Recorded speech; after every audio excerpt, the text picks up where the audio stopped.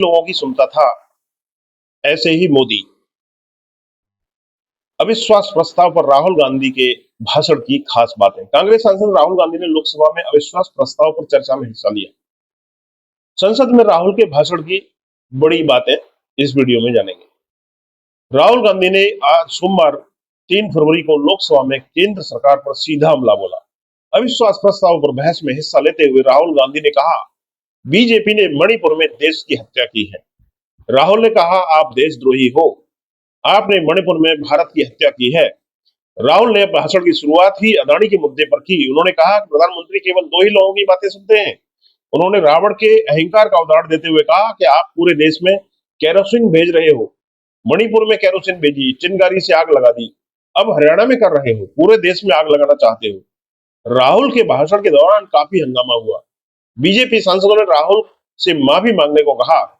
राहुल गांधी के भाषण की बड़ी बातें पेश हैं इस वीडियो।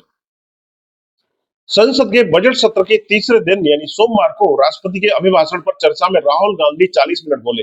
उन्होंने कहा, मैंने राष्ट्रपति का भाषण सुना, पिछले कई सालों से वे यही बातें दोहरा रही हैं। आज मैं बताऊंगा कि उनका संबोधन कैसा हो सकता था। राहुल ने कहा, बेरोजगारी पर कांग्रेस के नेतृत्व वाली हमारी यूपीए सरकार और प्रधानमंत्री मोदी की एनडीए सरकार कुछ नहीं कर पाई। मैन्युफैक्चरिंग सेक्टर को बढ़ाने की कोशिश करनी चाहिए। पीएम मोदी का मेक इन इंडिया एक अच्छा आइडिया था, लेकिन नतीजा आपके सामने है। मैं प्रधानमंत्री को दोष नहीं दे रहा। यह कहना सही नहीं कि उन्होंने कोशिश नहीं की, लेकिन वे असफल रहे, यह कहना अधिक तर्कसंगत होगा। राहुल की 40 मिनट की स्पीच की 5 बड़ी बातें। राहुल ने लोकसभा में मोबाइल दिखाया, कहा इसे चीनी सामान से असेंबल किया जाता है, बनाया नहीं जाता। नंबर 1, बेरोजगारी पर यूपीए सरकार को भी घेरा। राहुल ने स्पीच में अपनी सरकार की ही खामियां गिनाई। उन्होंने कहा, देश में बेरोजगारी की समस्या का समाधान कांग्रेस नेतृत्व वाली यूपीए की सरकार भी अपने 10 साल के शासनकाल में नहीं कर पाई। नरेंद्र मोदी के नेतृत्व वाली भाजपा सरकार ने पिछले 10 साल में इस पर कुछ भी नहीं किया। नंबर 2, मोदी के मेक इन इंडिया कॉन्सेप्ट की तारीफ की। राहुल गांधी ने नरेंद्र मोदी के नेतृत्व वाली केंद्र सरकार की तारीफ की। उन्होंने कहा, देश में मैन्युफैक्चरिंग सेक्टर को बढ़ावा देने की जरूरत है। मैन्युफैक्चरिंग सेक्टर की हिस्सेदारी 2014 में 15.3% से घटकर आज 12.6% रह गई है। यह 60 वर्षों में सबसे कम है। प्रधानमंत्री मोदी ने इसे बढ़ाने का प्रयास किया। वे मेक इन इंडिया कॉन्सेप्ट लेकर आए। यह अच्छा प्रयास था, लेकिन वह असफल हो गया। नंबर 3, वोटर्स डेटा में गड़बड़ी का आरोप लगाया।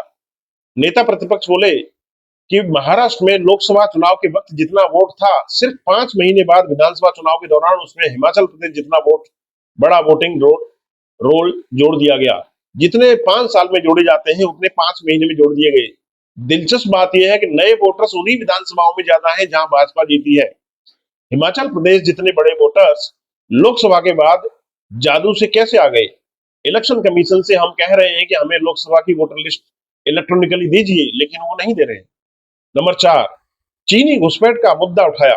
राहुल गांधी ने कहा कि हम रक्षा के बारे में बात करते हैं, आज हमारे सामने चीन है। प्रधानमंत्री ने इस बात से इनकार कर दिया था कि उनकी सेना ने हमारी सीमा में घुसपैठ की। आर्मी उनसे सहमत नहीं थी। पता नहीं क्या वजह है कि अचानक हमारे आर्मी चीफ उनसे बातचीत कर रहे हैं। दूसरी तरफ हमारे चीफ ऑफ डिफेंस कह रहे हैं कि चीन ने घुसपैठ कर ली है। नंबर 5, भाजपा ने पटेल अंबेडकर के मूल्य नष्ट किए। उन्होंने कहा कि मैंने सदन में शिव जी की पिक्चर दिखाई थी। एक कारण था, वह हमें बताती है कि फोकस रखो, भटको मत, काम पर ध्यान दो। आप सरदार पटेल की बात करते हैं, अंबेडकर की बात करते हैं, उनके मूल्यों को आपने नष्ट कर दिया। आपने बुद्ध के सामने सिर झुकाया, लेकिन उनके मूल्यों को ठुकरा दिया। हिंसा घृणा की जगह नहीं होनी चाहिए, इससे देश नष्ट हो जाएगा। राहुल गांधी ने कहा कि बजट भाषण घर की पुरानी लिस्ट की तरह था। मैं पूरे भाषण के दौरान बैठ भी नहीं पा रहा था।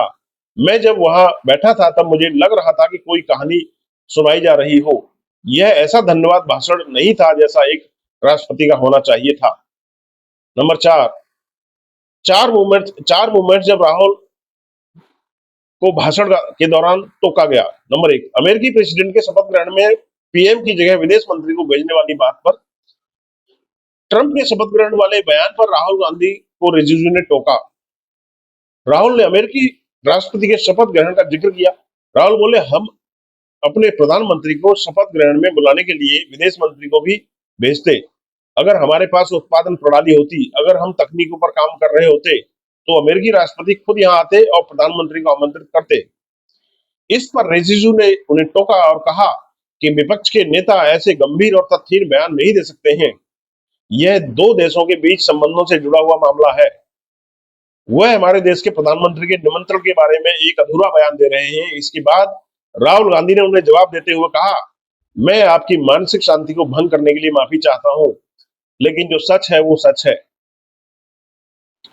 नंबर 2, चीन के भारतीय सीमा में घुसकर 4000 वर्ग किलोमीटर पर कब्जे वाले बयान पर राहुल गांधी ने अपने भाषण के दौरान चीन के भारतीय सीमा में घुसकर करीब 4000 वर्ग किलोमीटर की जमीन हथियाने पर भी बात की।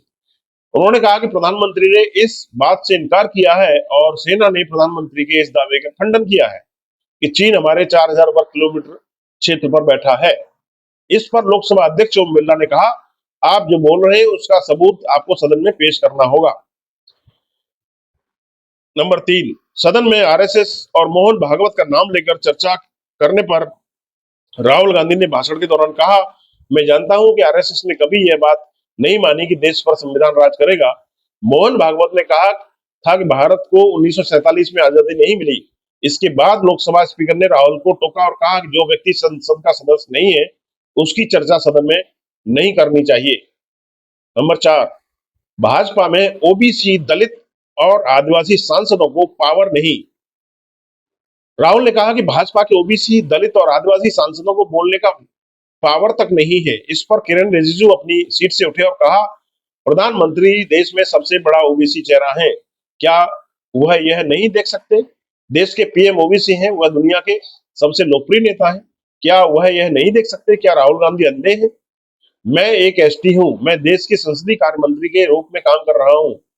राज्य मंत्री अर्जुन राम मेघवाल कानून मंत्री के रूप में काम कर रहे हैं, वह एससी हैं, क्या वह यह नहीं देख सकते हैं? क्या कांग्रेस पार्टी ने कभी किसी आदिवासी या दलित को देश का कानून मंत्री बनाया है? क्या कांग्रेस ने एक ओबीसी को प्रधानमंत्री बनाया है?